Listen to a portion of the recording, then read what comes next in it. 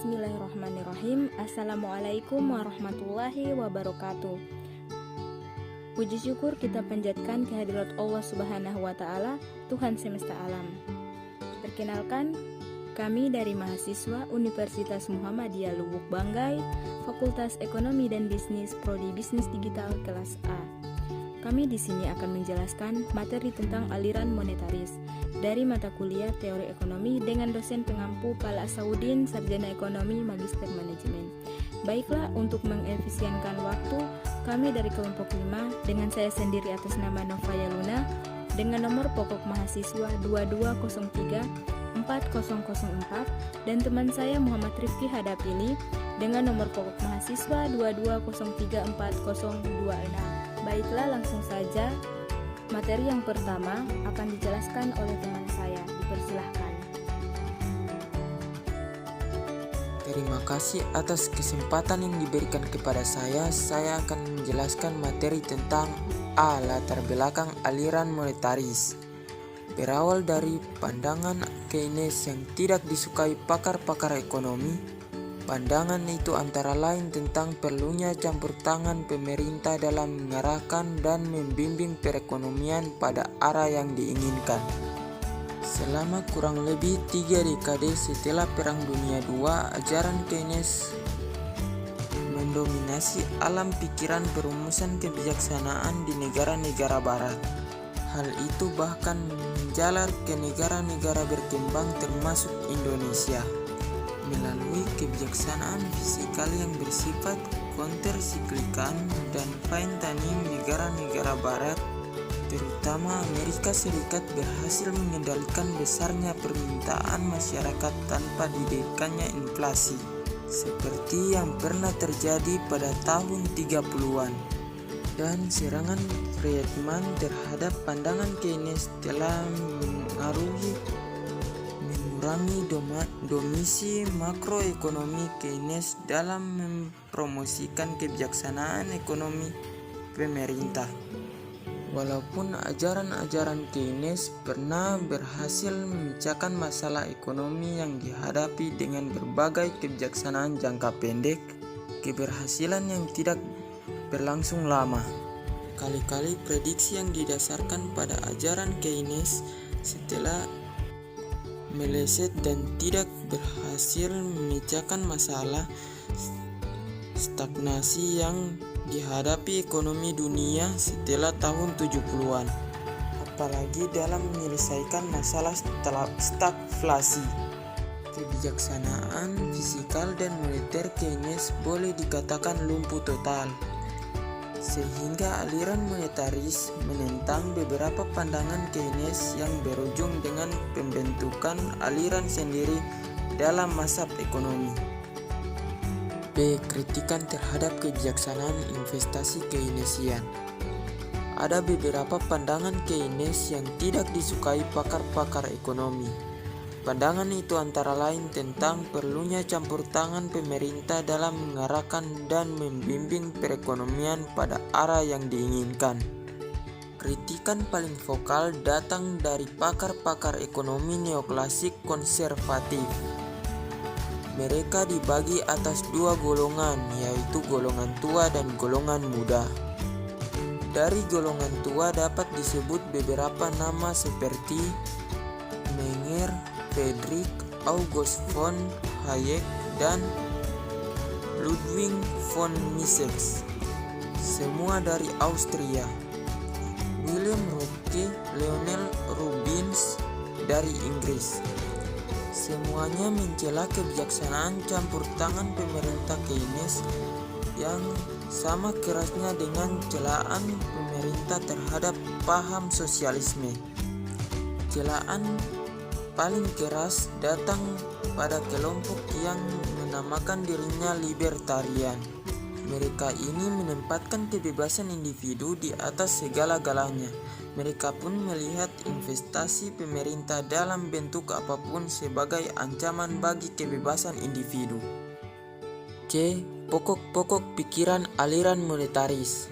Ketidakberhasilan ajaran-ajaran Keynes dalam memecahkan masalah-masalah yang dihadapi melahirkan suatu aliran baru yang disebut aliran monetaris, yang mengutamakan kebijaksanaan moneter dalam mengatasi kemelut ekonomi waktu itu. Istilah ini pertama kali digunakan oleh Kurt Brunner untuk menggambarkan berbagai studi di bidang ekonomi moneter dan kebijaksanaan moneter. Sebagaimana yang dikutip Sudrajat Suwandono 1987 dari Kurt Brunner dalam artikelnya The Role of Money and Monetary Policy 1968. Pada prinsip kelompok monetaris mengajukan posisi.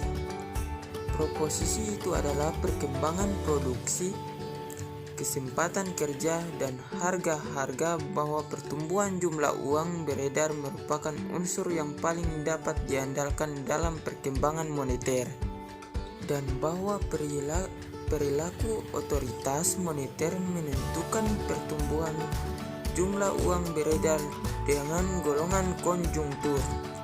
Penekanan pokok pandangan monetaris terletak pada stok uang. Tokoh-tokoh aliran monetaris. Sebelumnya aliran monetaris sudah berdiri sejak lama. Hanya saja pandangan-pandangan kaum monetaris ini baru diperhatikan setelah terjadinya kasus membumbungnya inflasi yang dibarengi dengan semakin tingginya tingkat pengangguran pada tahun 70-an.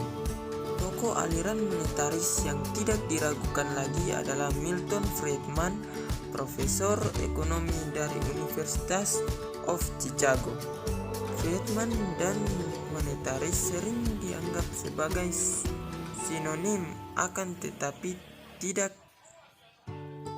ini tidak berarti ia satu-satunya.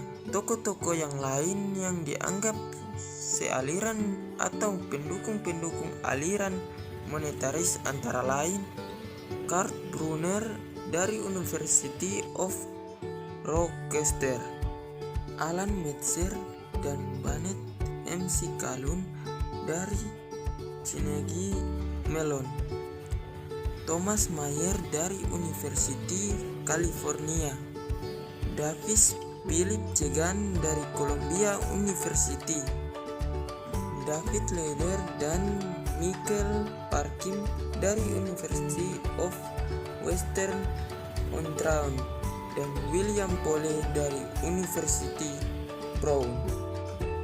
Perlu juga dicatat, pendukung aliran monetaris tidak terbatas pada ahli-ahli ekonomi dari kalangan akademis saja. Lembaga seperti Federal Reserve Bank dari St. Louis dan komite-komite Kongres juga banyak menganut perspektif monetaris. Materi selanjutnya akan dilanjutkan oleh Saudari Nova Yaluna. Oke, lanjut. Perbedaan monetaris Keynesian. Banyak perbedaan pandangan antara kubu Keynesian dan monetaris dalam melihat gejala-gejala ekonomi. Dalam melihat ekonomian secara agregat, kubu Keynesian percaya bahwa perekonomian cenderung berada dalam posisi keseimbangan tingkat output rendah atau low level equilibrium. Ini terjadi karena pengeluaran agregat cenderung lebih kecil dari penerimaan agregat. Selain itu, hal ini disebabkan pula kurang ampuhnya mekanisme pasar dalam melakukan penyesuaian-penyesuaian yang diperlukan, terutama tingkat harga-harga dan tingkat upah. Hal ini bisa terjadi karena adanya kekuatan serikat buruh dan praktik-praktik oligopolistik dari pihak perusahaan-perusahaan. Lanjut, F. Perbedaan terhadap ekonomi mikro. Hal ini dapat dilihat dari kenyataan bahwa pada tahun 70-an banyak pakar yang meletakkan teori-teori mikro untuk menjelaskan perilaku makro atau micro underpinnings of macro model. Dua tokoh utama model pasar persaingan sempurna klasik. Mereka menyadari bahwa pasar persaingan sempurna yang murni tidak ada dalam realitas, tak terkecuali di negara yang dianggap paling liberal seperti Amerika Serikat sekalipun. Akan tetapi, mereka percaya kekuatan persaingan dalam perekonomian sangat besar. Dengan demikian, model yang didasarkan pada asumsi pasar persaingan sempurna dipercaya lebih baik karena lebih mendekati realitas daripada teori oligopoli yang lebih diminati oleh kubu neo-Keynesian selama ini.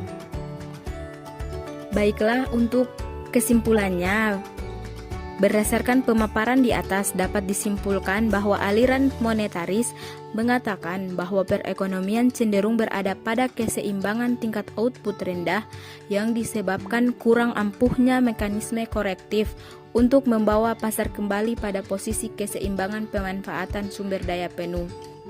Baiklah, sekian presentasi dari kelompok 5.